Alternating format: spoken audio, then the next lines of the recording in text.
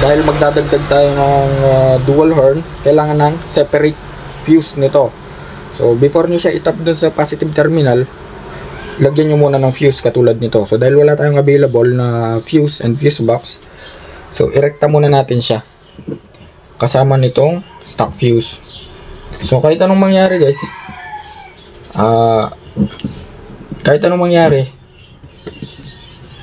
huwag nyo kakalimutan yung fuse kasi napaka-importante nun for safety purposes.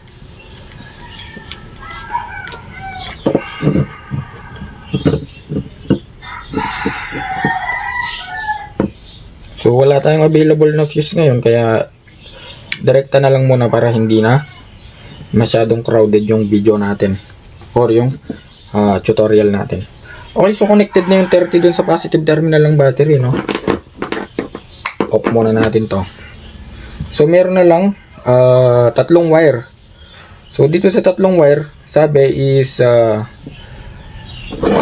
yung 85, okay na yung 30 connected na, no? Yung 85, 86 at saka yung 87 na lang yung natira.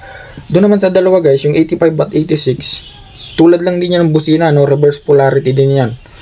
Basta ang kailangan niya lang is positive at negative regardless kung saan papasok sa dalawang wire na yan.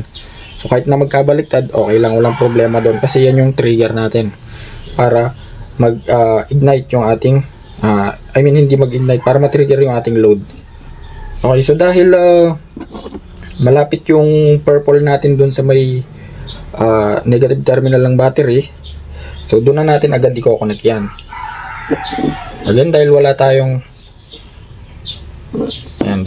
sa actual na motor, yung source of negative natin is yung ground ng battery.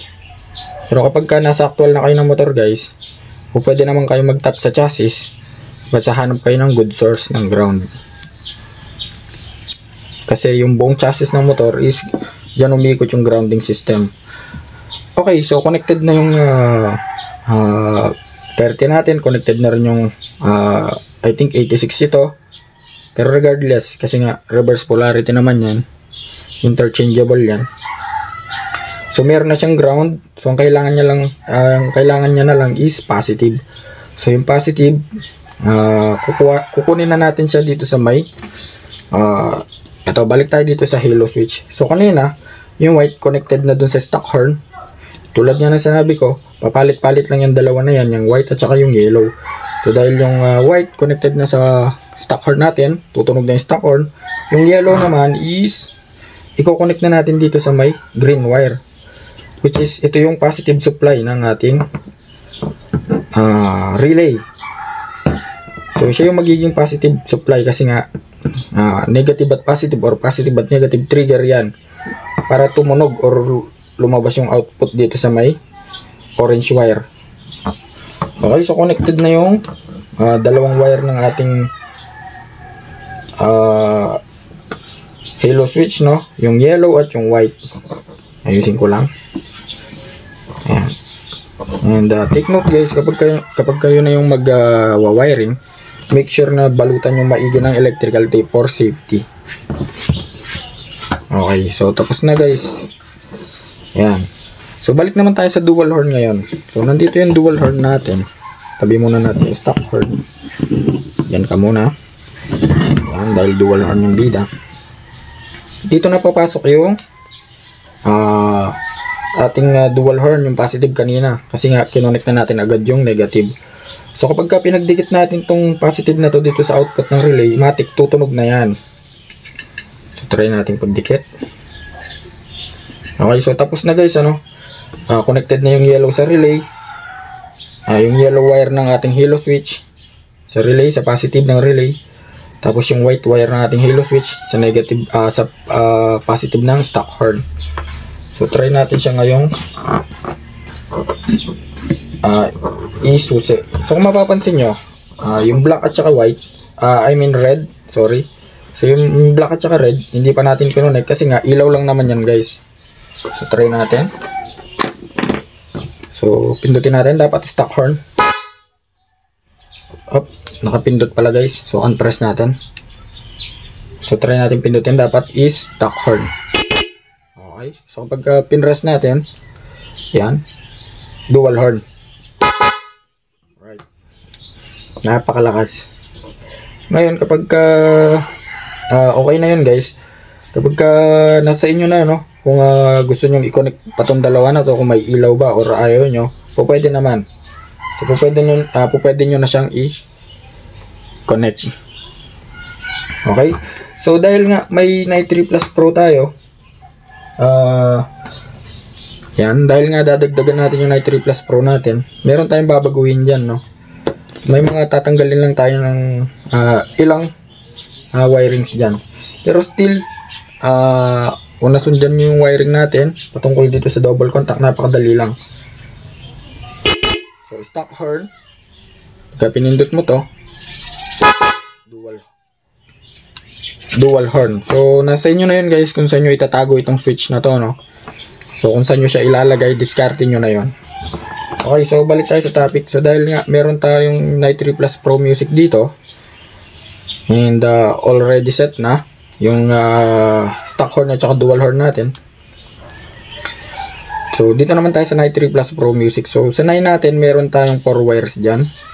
Meron tayong red, merong yellow, brown, blue at saka brown. At syempre, andito yung box natin. Ayan. So, sabi dito, 12 to 24 volt DC. No? Tapos, meron siyang 12 songs.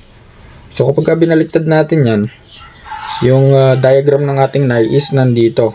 So, mapapansin nyo, itong number 10 to 12 music, yan yung ating mismong module. So, makikita nyo, meron siyang red, yellow, blue, at saka brown. So, yan yung mga wirings niya. So, sabi, yung common ng ating, okay, take note guys, dito sa module natin, kailangan niya ulit din ng positive at negative para matrigger. So, yung positive daw niya is yung kulay red. Yan yung pinaka-common. Tapos, yung negative, ayan, kung makikita nyo, may ground symbol tayo. Yan yung ground, which is itong yellow. Tapos, yung blue at saka yung brown, yan yung output. Papunta na yan sa busina. Positive yan. So, yung brown at saka blue. Tapos, yung yellow ulit, ay yung dual horn natin, ground. So, pinagsama-sama na, tinap na sa isang lugar. So, ganun daw yung kanyang wiring. So, dahil nga meron na tayong dual horn, syempre meron ding relay. May mga babaguhin tayo dyan. So, kanina, yung pinagdugtong natin na dual horn, na positive ng dual horn, kakalasin natin yan. Yan.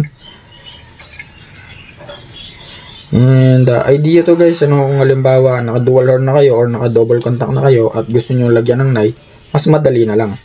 So, pinag-iwalay na natin guys, ano, yung pares na positive ng ating dual horn. Ngayon, punta tayo dito sa brown at saka sa blue. So, dyan natin ipag-connect yung dalawa na yan. Regardless kung saan papasok. Reverse polarity dyan, pwede magkabaliktad dyan. So, po pwedeng yung brown sa kabila, yung blue dun sa kabila, or po pwedeng magkabaliktad. So, ganun lang yon. So, connect na natin.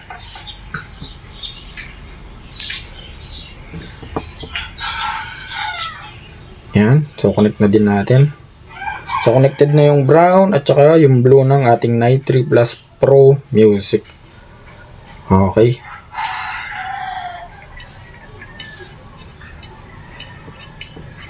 Ayan. So, kanina, dahil nga tinanggal natin siya sa orange, yung output ng ating relay, mawawala ng supply. So, dyan natin i-connect yung red ngayon. Kasi, ito yung input. Papasok yung positive sa ating NAI. Para matrigger yung ating NAI, kailangan niya ng positive. So, doon siya nanggaling sa relay. So, i-connect natin yung orange sa red wire ng ating NAI.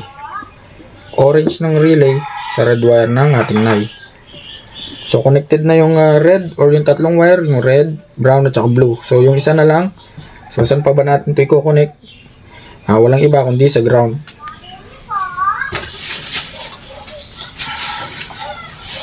Ayan. So, kuha lang ako ng wire. Ayan. So, yung yellow natin, matik doon na yan sa ground. Dugtungan ko lang ng wire. Para hindi na tayo mahirapan at hindi na siya mabatak. Ayan. So, ito yung ground. So, pagsama na rin natin yan dito sa may ground natin.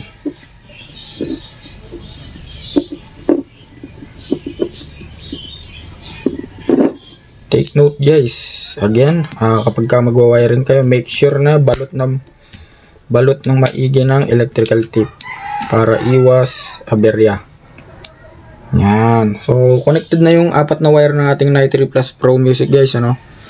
So, yung yellow ground, red is positive galing sa output ng relay 87, brown sa isang busina, blue sa isang busina. So, okay, so pwede na nating patunugin yung ating 93 Plus Pro Music double contact horn with dual horn.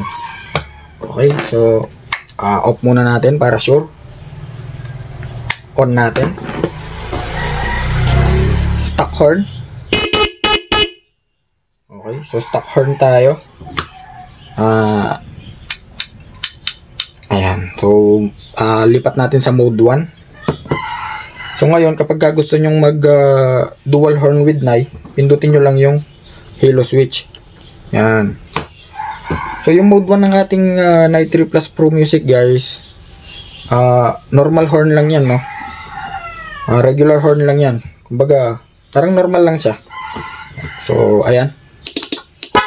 Yan. So, mapapansin nyo, kung narinig nyo, napakalakas. So, yung mode 2 naman ng ating 93 Plus Pro, mode 2 tayo, rapid horn yan. Right, napakalakas. So, mode 3 naman tayo.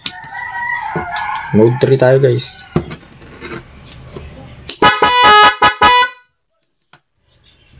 Yan. So, napakalakas, ano? So, mode 4 naman tayo. Mode 4 tayo.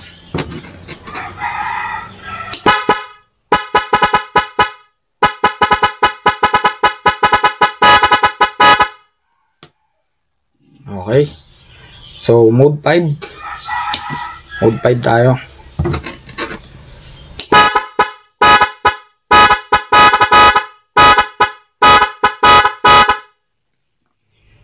Okay. Ayun, so hanggang mode 5 na, mode 5 na lang tayo guys, ano, kasi napakarami pang songs niyan, and para hindi na lang humaba yung video. So kayo nang bahala magtago nitong ating halo switch. Discard nyo na yan, and balik natin sa stock horn. Unpress natin. Ayun. So nandun pa rin yung stock horn natin para in case of may LTO, iwas huli. Again, dito guys sa may black and red, kayo na yung bahala, ano, kung i-connect nyo ba to or hindi. Pero dahil nandito na rin naman tayo, connect na natin to. So yung red ng ating wire, pwede na natin yan i-connect sa accessory wire. So dahil napakaraming ang connected dyan, connect na natin yung